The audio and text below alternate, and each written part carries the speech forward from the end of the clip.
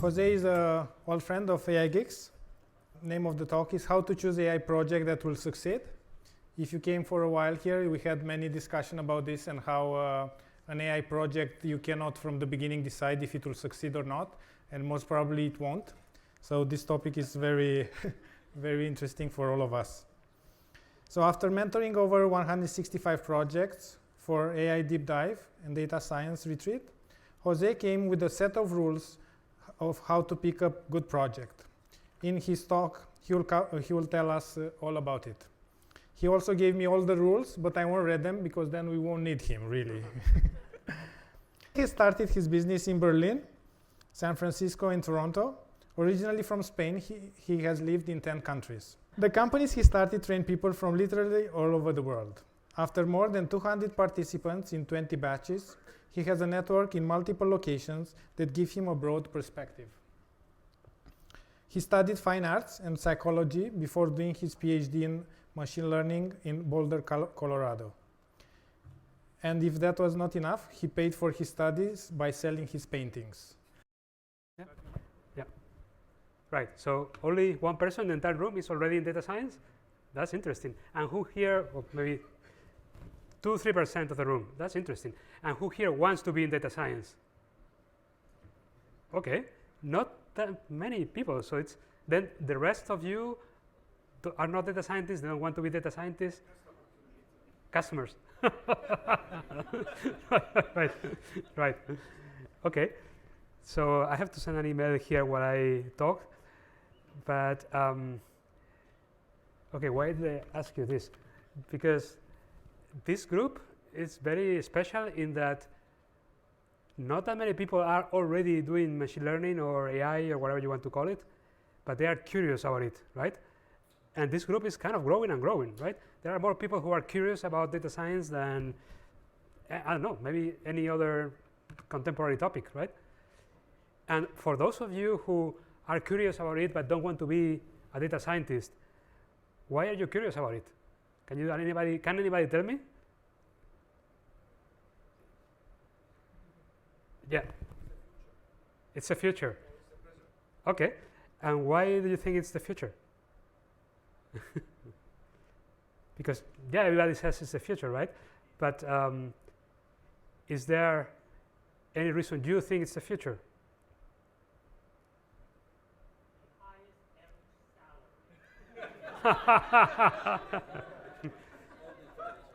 Okay. So you will do it for more money, let's say, right? So if somebody will give you a job that pays better than your current job, then you will do it. Okay. So as soon as we get this running, I'm going to tell you why I'm doing this and why I think you should be doing it. Because it's actually far easier than what anybody thinks. And right now, the technology is so common, so accessible, that you can do this in very short times with pre-trained models, with data sets that are available online, and you can have a lot of impact. So that's kind of my main message here. So if you are not doing this, and you really want to change the world, if you want to have an impact, right? Why not? If not now, then when? If not you, then who? So there is this super powerful tool that you can use that gives you a lot of power.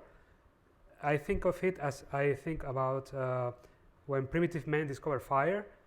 So there is this tool that makes you feel warmer, be able to cook things, and maybe scare animals that want to hunt you, maybe beat the competition, paint at night in your cave. I mean, so many cool things that you can do with fire, right?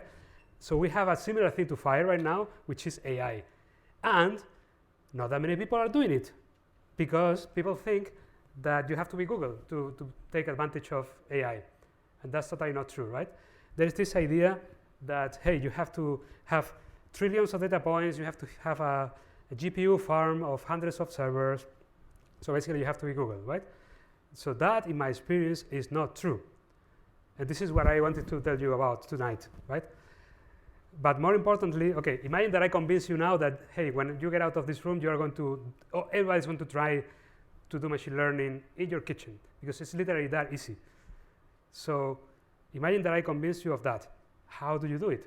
How do you pick a project that is going to be useful, doable, and impactful, right? So this is what I'm going to try to show you today. So I've been doing this for 6 years now. I run a school called AI Deep Dive, another one in Europe called Data Science Retreat.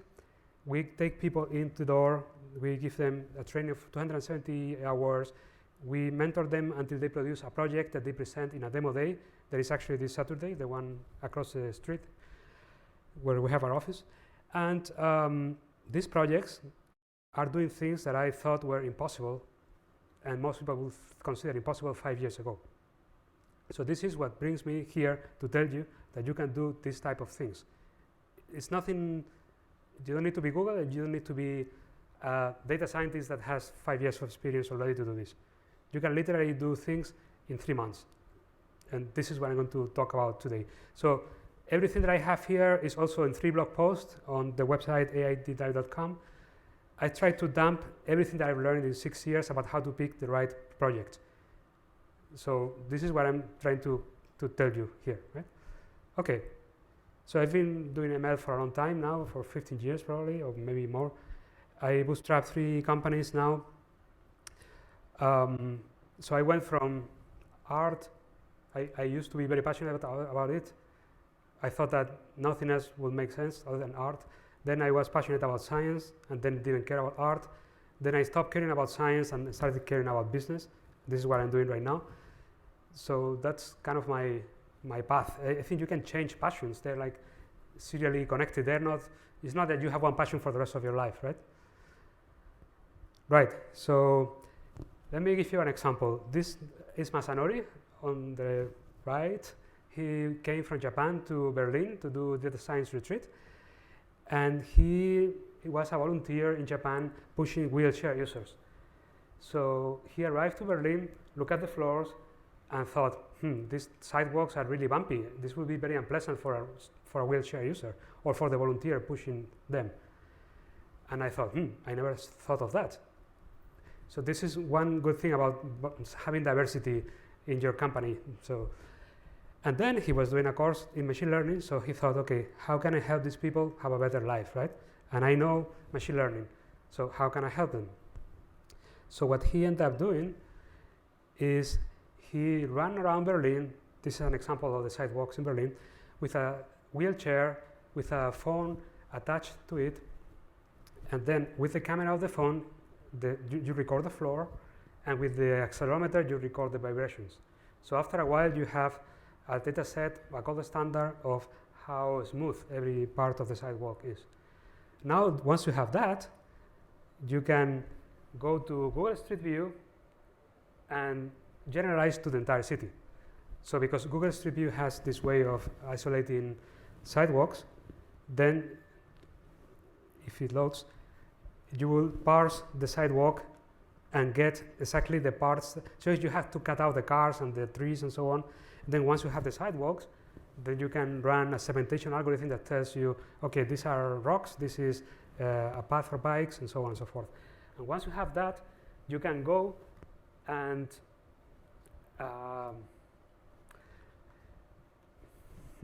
okay, interesting. You can go and generalize to the rest of the city, and then recommend users to pick a path or another, depending on whether it's a smoother or less smooth, right? So this is a project that somebody did in 3 months without knowing that much machine learning. I mean, they passed an interview that only 10% of them pass, so they know a little bit of machine learning before they come, but not that much. And in 3 months, one person with one idea, I want to help wheelchair users, can build that, right? So this is what I'm trying to tell you right now. So anybody in this room, given some effort, can build something like this.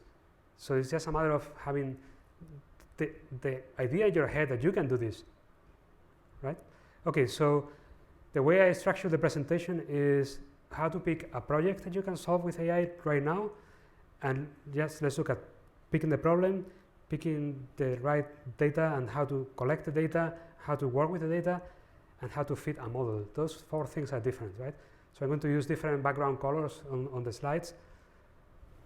The first one, this is all about picking the problem, right? I told you this already, but you may not believe it. You don't need to be Google to get value out of machine learning.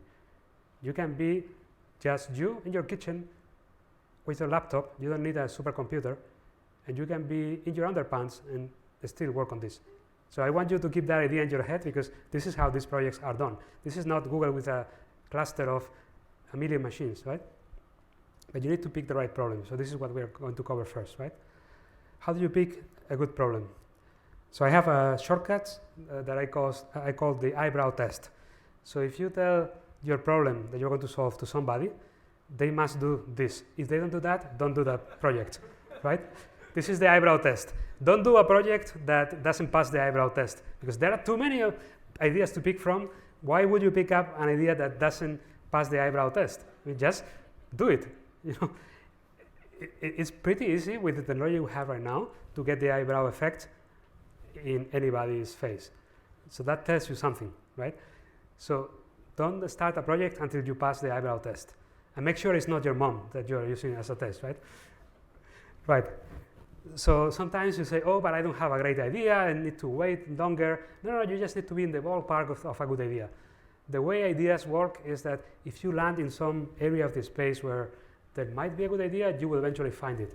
For example, there was a group of 3 that didn't have an idea after 3 weeks, which is the deadline for us to pick up a project, right? And then I asked them, okay, so what is inside you that really moves you? What is something that you are passionate about? And one of them said, I really hate waste. I would love to do away with waste. And then we started looking for things to do, and we found a data set from Stanford of trash. So, okay, you can identify trash. Okay, that may be interesting.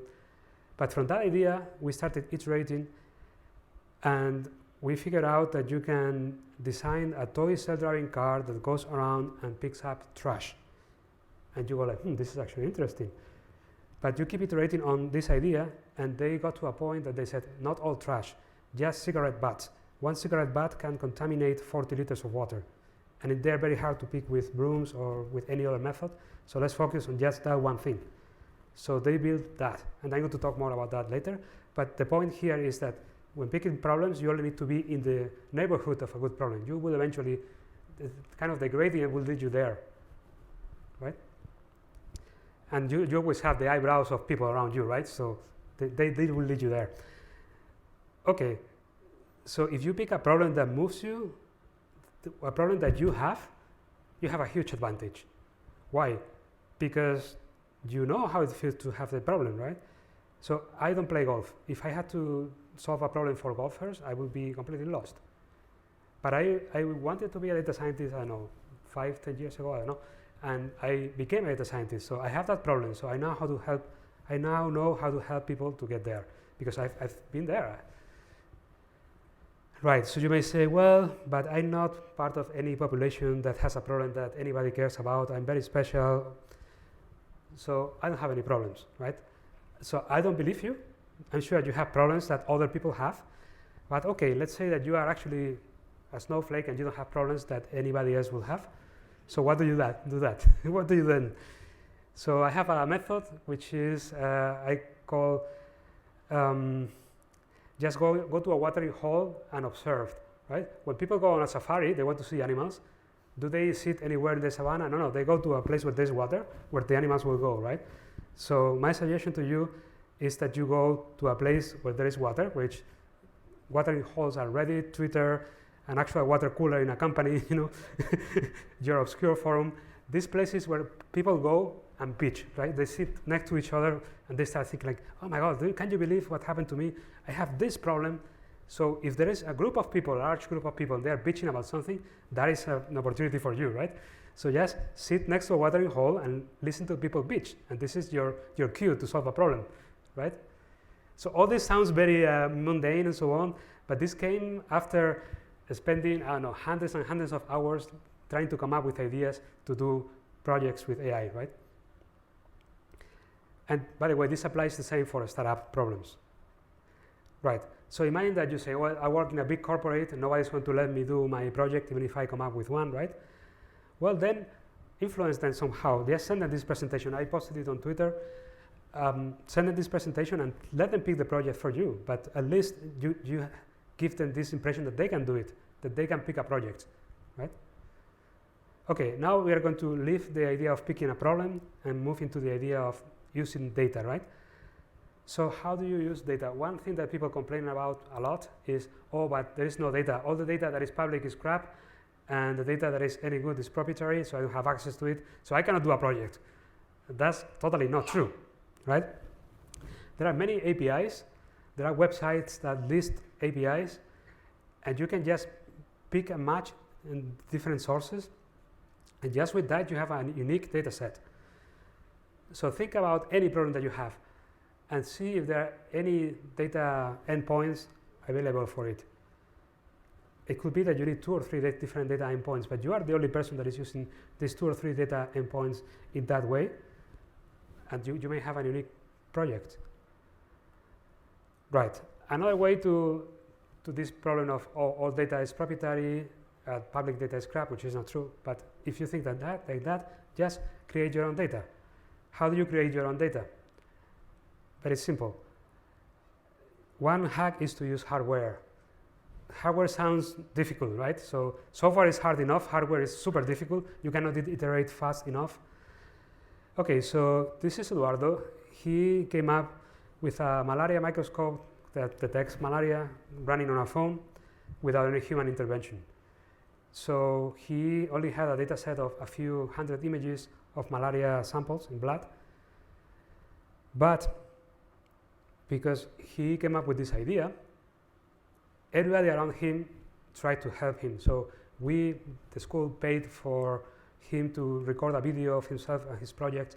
He put it on Kickstarter. He got 5,000 USD. He flew to the Amazon River, the origin of it. He collected a bunch of malaria samples there. Then he started going around hospitals that could have malaria samples and got their samples as well. And his organization has now more malaria samples than any other organization in the world.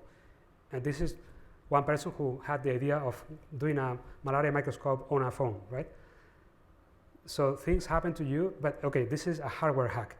And when I mean hardware, I mean your phone. Your phone has sensors. You've seen an example of accelerometer and camera use, right? You can turn a phone into a spectroscope. You can turn a phone into all kind of crazy hardware contraptions that you can use to generate data that is completely unique. And it's very important that you start thinking like this, because this is something that Google is not going to do. You can attach phones to things. You can record your babies while they are asleep with your phone all night. I was going to say, and Google is not going to do that, but they actually did, so maybe not your babies, but they got babies somehow. So, right. So this is what the malaria microscope detects, the malaria parasites, and they are actually quite big. So once you have an idea, getting the data may be challenging, but there is this huge opportunity of data sets that nobody is going to care for, right? Nobody wants to make money out of malaria. So that's your opportunity, right? It looks like I'm actually telling you how to escape the influence of the big five, right? But this is actually the way it works with projects, right? So this is the first prototype that he built. So it's 3D printable, or actually you can cut plastic and assemble it, and it costs less than $60. So this is a man that woke up one day and realized that if he put that in production, he will be able to save 600,000 people from dying every year. So he organized about 20 people, I think they are right now, around him, and they're going for it. So this is what he's doing with his life now. Right, so more things about data collection. You need a gold standard. You cannot just get data with no labels. If you're going to solve a problem, you need to demonstrate that what you are doing now is better than what they had before. And the easiest way is to have a gold standard. You may say, oh, but there is nothing that I can measure because my problem is so abstract. I'm measuring, I don't know, how paintings affect autistic children. That's not true. There is always something that you can measure and that you should be measuring. And this book I really like, and the title is How to Measure Anything. So by all means, pick something that has something like a gold standard and stick to it and measure what you are changing, right? Okay. So there are times where you say, well, this problem is too complex, like picking up cigarette butts is actually quite complex, right? But what these guys did was to integrate a car, a self-driving toy car that somebody else did from a previous batch, and then they attach things on top, like an arm that will stab the cigarette butts, and I'll show you later how the car sees the world and so on. This is a good one. The data you need is usually smaller than you think at first. So you may be frozen right now, oh, I need 3 million data points of cigarette butts on the floor, otherwise I cannot do this project. That's not true. You can bootstrap your data set. So if you have something that moves around, that is going to collect more data for you, right? That's for this example, right? But any other example, if you make something people want, people are going to start using it and giving you data, right? This is more in terms of thinking that you're going to create a startup, which may not be what you want. But there is always a way to bootstrap and start with something very small. Eduardo started with a tiny sample of public data for malaria and then flew around hospitals and grew the data set, right? But the really interesting thing is that, this company, Blue River, this is a company that sprays plants only in the parts that have a plague. So instead of spraying everything, they just hit the part that has the parasites, right? And this is transformative for an industry as big as agriculture, which, by the way, we really need to improve if we want to feed 9 billion people on Earth by 2025, I think. So what these guys did was just walk down a field like this. I don't know what this is. Let's say they are potatoes or soy. Let's say it's soy. So they were down this field with a phone taking pictures of the plants. This is what they started with. So they didn't have data, so they started with this. And after they got enough data to do a proof of concept, they went to John Deere and said, hey, can we borrow a tractor? We want to mount some cameras in the tractor. And they said, okay. So they now had some more reach, right? So with that, they had more data. Now they could feed a model that would identify the plants that had parasites. With that, they kept building, and build a tractor that can spray only the plants that have parasites. And John Deere bought them for 300 million. That was after 5 years of existing. Not a bad result. This is a kind of startup that can be built in Canada. Here in Canada, we cannot build things that burn money for 10 years until they are profitable. This is something that can be built in Canada. Okay, that's a departure from what I wanted to say. So also you may think, well, people who have data, they have an advantage because data has network effects, and once you have data, you have more data. And that is, then we are all doomed. Only Google and Facebook and Amazon can build good machine learning projects. Not true. It turns out that data has diminishing returns. So it costs you a lot of effort to keep the data clean and accessible and so on. And it may be that it doesn't help you solving the problem all that much. So this is a chatbot that is answering questions. And this is the number of questions that you add, that you can answer by adding this much data. So as you see, there are diminishing returns, right? So it may be that it's not such an important mode to have a data set bigger than anybody else. This is very interesting. I'm pretty sure many VCs are going to lose their shirts by following this idea of data as a mode, data as something that you can defend, right? Right. Now, privacy. Privacy is becoming very important. Turns out that phones have now super good cameras that can take a picture from here to there and identify your face. And in China, for example, that means that pretty much nobody is able to be undetected. You can be in a crowd, in a metro, and they can still pinpoint your face. And then somebody's going to be crunching this data in a big central location, right? There's a tendency to move away from that, to do decentralized computing and do machine learning on the endpoint, computing on the edge on your phone. So your data never leaves your phone. They run the model on your phone and send the updates back, but you never lose access to your data, so the data never goes to a server. This is right now a curiosity. Andrew Trask, I recommend you his course. He wrote a book and he has a Jupyter notebook that does this very well. He's at Oxford, very good guy to follow if you're interested in this. And I'm telling you this because, okay, you may not have access to data because you cannot suck data from people into your server, but you can create a distributed model that runs on their phone, and then they are fine with you using it. And this is a hack that you can access now, right? I'm giving you all these little tricks and hacks and so on, so you can build projects that are useful immediately, right? Also, think in terms of sensors. So a phone has a bunch of sensors, but you can buy more. If you go to, what's the equivalent of Amazon in China?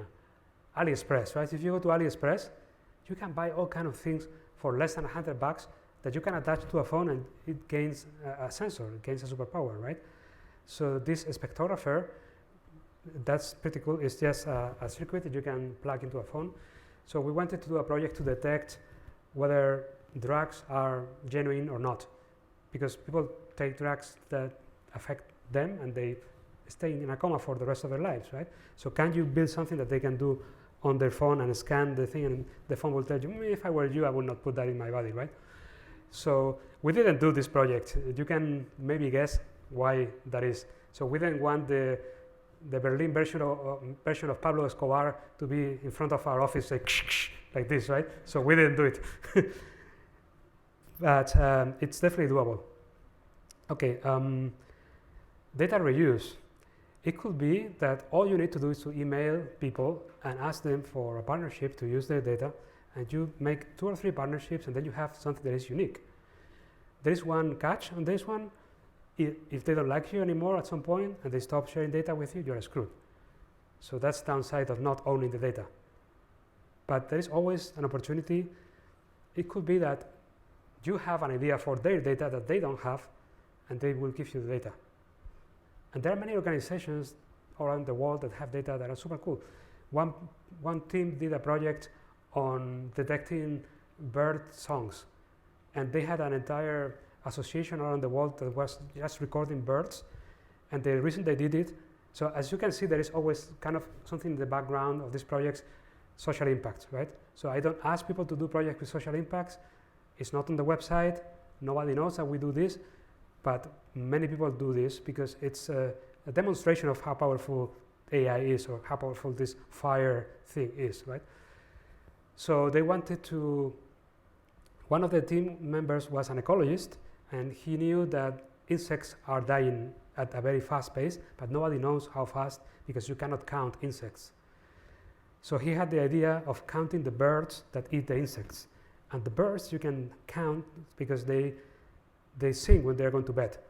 So if you have a drone with a microphone flying around a forest and counting the number of birds, you can infer how many birds are alive that eat that kind of bug, and then you can infer the population of bugs.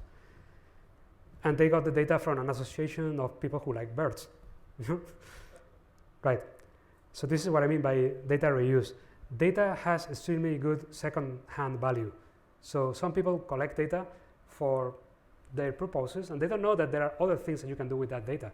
If you come up to them and say, hey, I'm going to give you a second revenue stream from the data that you already have, they are going to like you. Right. So unstructured data. This is an easy one. I'm pretty sure you've seen already how much you can do with unstructured data, but some organizations are still thinking in terms of tables. You don't need to do machine learning on tables anymore. Deep learning has opened the doors to any kind of data that is not structured. Videos, audio, photos, text, chat messages, anything that is coming from a sensor, right? Anything that is a stream, not a table. So a table has a beginning and an end. A stream has no end. These are data sources that you can use. If you don't use them, it's kind of an embarrassment. If you know how to do these things and you don't do them, it's on you. If you don't teach others how to do this, you're not using your life to the full extent. So, for example, women in AI, right? We've been trying to get more women into AI. not very successfully. And one reason for this is half of the population. So if half the population is not doing this, what a waste, right? Okay, so here is an example of unstructured data. So this is an algorithm that you can download today, and you can install on a computer that you can buy off Walmart, and it can do that for you. It can detect any object in a very messy situation. This James Bond movie is the messiest thing you can imagine, but it still tells you what's going on there, which is pretty impressive. This is off the shelf. There is no Google backend running 100 servers. This is one GPU on one computer. It's called YOLO. Okay, I keep getting out of the presentation when I press escape. Okay, so what this means for you is that you don't need to think in terms of tables.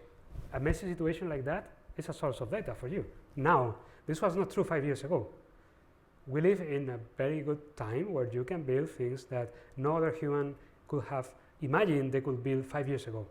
This is how fast AI is moving. If you go to NeurIPS, the largest conference in machine learning, you see things there for the first time that you are like, oh my God, how can we humans do this? And you look around and people are checking their phone like, I wonder what's for lunch. So people are not impressed anymore in this field. Right. Okay, so one other really good thing is that we have pre-trained models.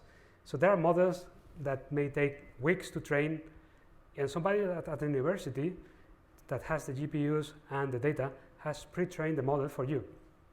For example, in computer vision, we hit a benchmark of identifying 10,000 different categories of things with a very high accuracy. From that point on, you could say machines can see. Machines can walk around and recognize what things are.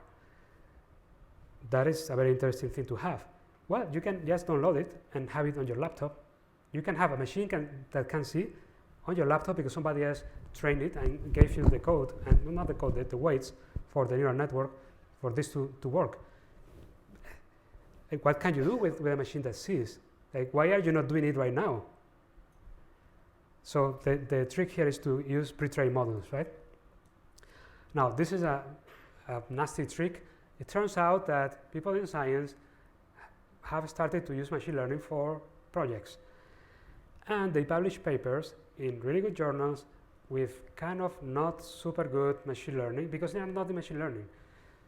So there was a paper in Science, the journal Science, one of the best journals in the world, that demonstrated that you can predict the pattern of charge-discharge of a battery on a phone or a car, and this was a big deal.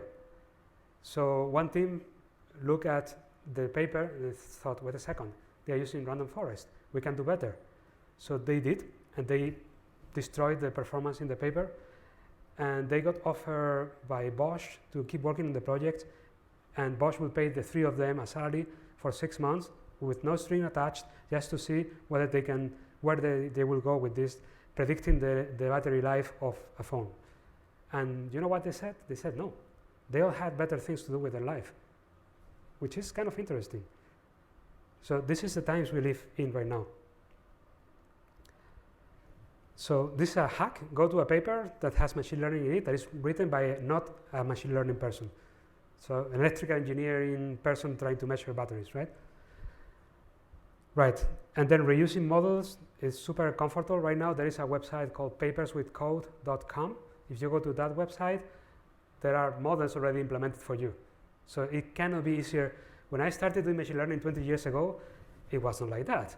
You had floppy disk on a drawer that you will take from one position to another. That was your code that you wrote and nobody else would understand or like, and this was all that there was. And now you have super good machine learning libraries by all the big guys in the field that are open source and you can use. So this is giving you an incredible amount of leverage. So literally you can be using the same code that engineers at Google or Facebook are using right now. Why do they do that? Well, because they want to nullify the advantage of people who only have better algorithms but not better data. Because they have better data, they don't care. Okay, one other very interesting fact is there is not much that we know about how to train deep learning models. If you go to a meetup and you ask the speaker, don't do this to me because I'm not presenting a model right now, but if you ask the speaker, how did you pick up your architecture? They will go, I copied it from a blog post or from a paper, and then I tweaked some things, and this is how I got it. So there is no theory of how to get an actual neural network built. You cannot look at a problem and say, I think I know which neural network I'm going to use. I'm going to use inception and remove the last layer. No, nobody knows that. And this is science, so we don't have theory. So the closest thing to theory that we have is a bunch of tricks by Andrew Ng in this book. And it's really a bunch of tricks. It's really, I mean, if this was, this is more like alchemy, you know, like pour a hair of a cat and, you know, and this is what we have. That and the experience of other people in your lab, other people that have done this before, this is what we have. Okay, one other thing about training models. People need to trust the model that you've built. It's very easy to lose the trust of the user. One such thing happened to Google when they added machine learning, deep learning, to photo search. Google Photos, you can search now with deep learning. So you can say the name of some object and get pictures in a way that is more sophisticated than before. Well, they did that, and the problem that they had is that for some African American couple, I think it was labeled as gorillas. So you can imagine this didn't go well. So they pulled out the model rapidly, and I don't know exactly how they fixed it. I think they just removed it from production. So what this means is that if your model fails in a very obvious way and touches a nerve, then you have lost the trust of your users. Another place where we had the same problem is detecting fake news. So if you have a plugin in your browser that tells you, oh, this could be fake news, and you're reading an article of an author that you really like, and our plugin tells you this is fake news, you go like, oh, come on. And then you don't use the plugin anymore, right? So this is an important problem. So try to pick a project that doesn't have the gorilla problem. So eyebrow effect and no gorillas. Okay, and now this idea of the cigarette butt picking robot. This is actually not one model. This is 3 models. So this is a model that looks at the floor and identifies the cigarette butts. There is another model that drives to it and then positions the car in a place where the stabbing, so it's actually stabbing the cigarette butts, where the stabbing is possible. And the stabbing is a different model as well, right? So this is 3 models. It's 3 different problems helping each other, right? And it's very ugly, as you can see. It's made of wood. So, but the fact that this exists is telling you something, right? Next time that you see a cigarette butt on the floor, you think of this, and then your mind will open to all the problems that you can solve with machine learning now.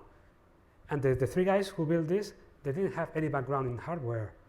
So it was a theoretical chemistry guy, experimental physics Ph.D. guy, and a woman who was from Berkeley with a master, an MBA or something like that. So nobody had any experience in hardware. Okay, so there is this idea that, well, AI got a winter in the past. Maybe there is this thing is coming again. We're going to die a horrible death. So no, in my experience, what you have right now is an AI summer. You know? So this is what we have right now. We have machines that can see, machines that can hear, machines that can read, machines that are not computers or phones anymore. So what can you do with these machines? So there is a huge opportunity here, and you who are sitting here right now know all this. So it's your time to go out and do something with these machines, right? There is no excuse anymore. Okay, this is all I have. Thank you.